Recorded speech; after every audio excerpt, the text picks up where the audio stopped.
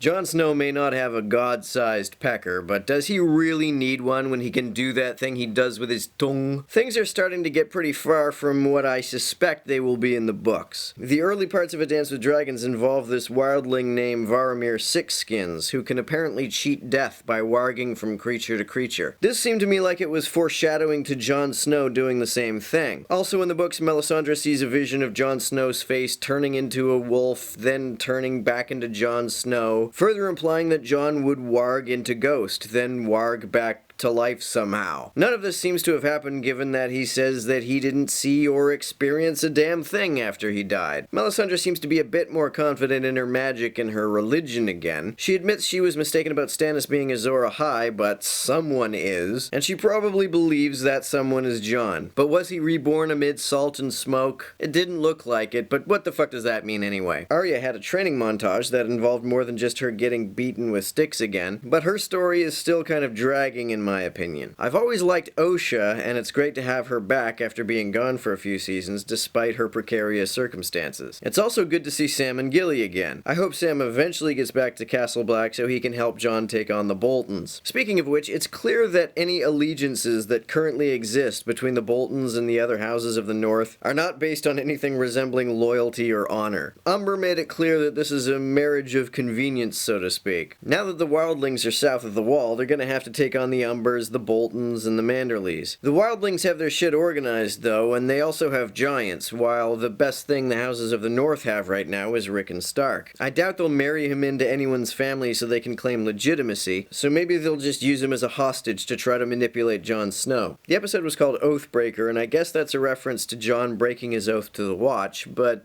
did he really? You swear to be a member of the Watch until you die, so technically he's fulfilled that requirement. Leaving Dolorous Ed in charge is a questionable decision, but I'm looking forward to seeing where Jon's gonna go and what he's gonna do. I guess he's gonna go and do what he planned on going and doing when he first contemplated deserting the Watch. Where will he go first? Will he go to Winterfell? Will he go to King's Landing to confront the Lannisters? Oh yeah, and a lot of folks thought tonight would be the night that they confirm R+L=J, but as many suspected, they just teased that shit and didn't go all the way with it. Maybe next week? I don't know.